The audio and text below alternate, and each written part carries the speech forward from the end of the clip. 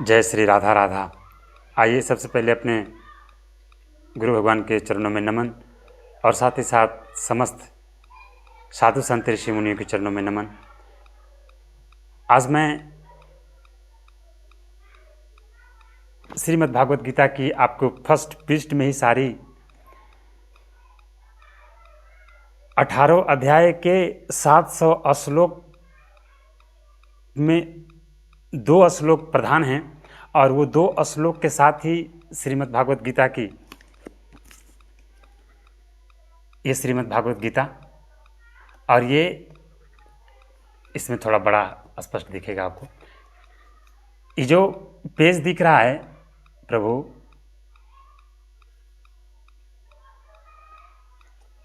इस गीता जी की सारी जो 18 अध्याय के 700 श्लोक इसी पेज में आप समझिएगा तो सारी राज में छुपा हुआ है। आइए आपको मैं समझाने का प्रयास करता हूँ। सबको पता है लेकिन इस चीज़ को आज मैं आपको याद कराता हूँ। गीता जी में लिखे हुए हैं कि यदा यदा हि धर्मस्य ग्लानिर्भवति भारत अभ्युत्थानम् अधर्मस्य तदात्मानं सृजाम्यहम् परित्राणाय साधूनां विनाशाय च दुष्कृतां धर्म संस्थापनार्थाय संभवामि जुगे जुगे। 18 अध्याय के 700 श्लोक के अंदर ये 2 श्लोक प्रधान हैं और ये 2 श्लोक में ही सारे 700 श्लोक की सार छुपा हुआ है। भगवान ने बताया कि जब जब धर्म पर अधर्म अपनी सत्ता कायम कर लेता है तब तब किसके किसके लिए हम आते हैं? परित्राणाय साधूनाम विनाशाय च दुष्कृताम धर्म संस्था अपनार्थाय संभवामि जुगे जुगे। साधु संतों की रक्षा करने के लिए और दुष्टों को संहार करने के लिए और धर्म को पुनः स्थापित करने के लिए हर युग में भगवान आते हैं। ये 2 ही श्लोक के अंदर सारी गीता जी की राज छुपे हुए हैं। और मेरे प्रभु, मेरे भगवान, आज हिंदी तारीख के अनुसार आज 1 तारीख 1 जनवरी है 2025 का, तो मैंने सोचा कि इसकी सार बता दूं। और जैसे बाहर आप मोदी जी के मंतव्य सुने तो कहते हैं कि ये मेरी गारंटी है, तो उसी तरह संतों ने कहा कि ये भगवान की गारंटी है कि आप धर्म पर डटे रहिए और भगवान को स्थापना करने के लिए, धर्म को स्थापना के लिए भगवान स्वतः चल के आते हैं। आइए मैं आपको इस भावार्थ के ऊपर ले चलते हैं। जो श्रीमद् भागवत गीता की ये जो दिख रहा है, ये रथ, ये घोड़े, ये भगवान और उनके हाथ में लगाम और बाहर सबसे पीछे बैठे हैं अर्जुन। घोड़े, लगाम, भगवान चराचरपति, भगवान कृष्ण कन्हैया जी और अर्जुन और ये रथ।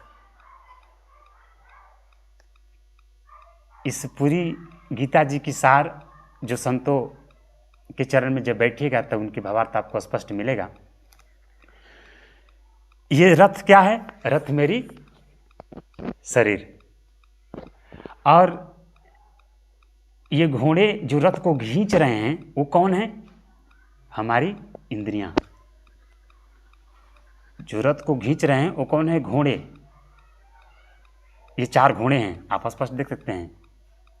और ये 4 घोड़े इस रथ को खींच के ले जा रहे हैं। और उसी तरह हमारा शरीर में जो इंद्रियां हैं, कौन कौन इंद्रियां? ये आँख, इधर उधर का चीज़ देखने, जो अच्छा चीज़ इधर उधर देखना खोजता है कि हमको अच्छा चीज़ दिखाओ। उसके बाद कान, आप देखिएगा भक्ति भजन में ज़्यादा मन नहीं लगेगा, उधर उधर। ये इंद्रियां हैं, अपनी मांग करते हैं, इनकी अपनी एक ताकत है ये घोड़े की तरह। और उसके बाद ये नाक, ये खुशबूदार मांग करते हैं कि हमको अच्छा खुशबू वाला चीज़ मिले, अच्छा चीज़ मिले। और उसके बाद अंततः ये रसना, ये मुख्य जीव, मुँह, जो अच्छा अच्छा चीज़ केवल खाने में, ये खा लेते, वो खा लेते, वहाँ जाते, वो पाते। आँख, कान, नाक, मुंह, ये 4 घोड़े की तरह इस रथ रूपी इंद्रियाएं भगा के ले जाते हैं। और गलती, थोड़ी सी त्रुटि यहाँ हो जाता है कि ये जो लगाम दिख रहे हैं ना, ये लगाम तभी कंट्रोल होगा, ये जो लगाम है वो है ज्ञान, और ज्ञान के माध्यम से हम ये भगवान के हाथ में लगाम को पकड़ा दें। और पीछे बैठा है अर्जुन। अर्जुन कौन है? मन। और मन के सहारे अगर ये लगाम को मन को दे दिया जाए तो मन तो मतवाला है, वो धर्म के कार्य में न लग के इधर उधर के कार्य में लगे रहते हैं। मन को बेहोशी बहुत अच्छा लगता है। लिखा है कि प्रातःकाल उठना, ये आपको अलार्म लगवाएगा कि 4 बजे उठ जाएंगे, लेकिन उठने नहीं देगा। आपको कहेगा कि ये काम कर लेंगे, लेकिन करने नहीं देगा। ये मन की बेहोशी का में ही इसको आनंद लगता है। और इसीलिए अब वो भगवान कृष्ण कौन है? हमारी शरीर की, हमारी ये रथ की आत्मा। और इसीलिए ज्ञान की, भगवान का दूसरा रूप कहा जाता है ज्ञान को ही। नहीं तो आप देखिए कि साधु संतों के पास क्या है? कुछ हैं? सिर्फ एक चीज़ है, वो ज्ञान में प्रवीण है। इसलिए जितने भी सत्ताधारी हों, जो भी हों, बाहर से प्रतिष्ठित लोग, उनके चरणों में बैठ के ज्ञान पाते हैं, क्योंकि भगवान का दूसरा रूप है ज्ञान,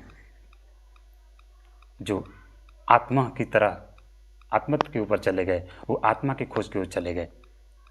वो अपनी इस इंद्रियां रूपी घोड़े को ज्ञान के माध्यम से, लगाम के माध्यम से, लगाम क्या है? ज्ञान। ये ज्ञान से उस इंद्रियों को सीधे भगवान के हाथ में संतों ने पकड़ा दिया और उनकी काम हो गए। अब इसी चीज़ के लिए साधु संत का, हम उसी ज्ञान को पाने के लिए इनको चरणों में बैठे रहते हैं। और हम संसार में जब रहते हैं तो इसको नहीं समझ पाते, और ये हम भगवान के हाथ में न देके और सीधे अपनी मन को हाथ में देते हैं, और मन हमको बहुत इधर उधर कार्य करवा देता है। ये है गीता जी की संपूर्ण सार।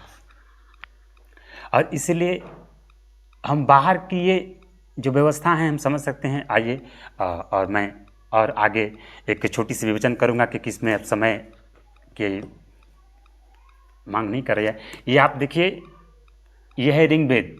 अब ऋग्वेद की व्यवस्था मैं बाद में इसका विवेचन करूंगा। केवल अंदर खोल के समझाने लगूँ तो बहुत उधार हो जाए मुल्क का, लेकिन अभी केवल पृष्ठ समझा रहा हूँ। इसकी पृष्ठ की व्यवस्था समझते चलिए आप कि ये वेद क्यों नाम पड़ा। अभी इस पर विवेचन है, मैं उसी पर इसका किसी दिन समय मिले तो मैं बताऊंगा। और इसीलिए श्रीमद् भागवत गीता को अमर कथा कहा गया। प्रभु मेरे भगवान, मेरी माई बाप, इसको समझिए, अमल करिए, अपने बच्चों को उत्तम संस्कार दीजिए, और ज़रूर एक अध्याय, एक श्लोक उनको समझाने का, बताने का प्रयास करिए, और संतों के धर्म में और सत्य मार्ग पर चलने का प्रयास बच्चों को कराएं, खुद चलें, बच्चों को करवाने का प्रयास करें। इसी वाणी के साथ मैं अपनी वाणी का विराम। जय श्री राधा राधा।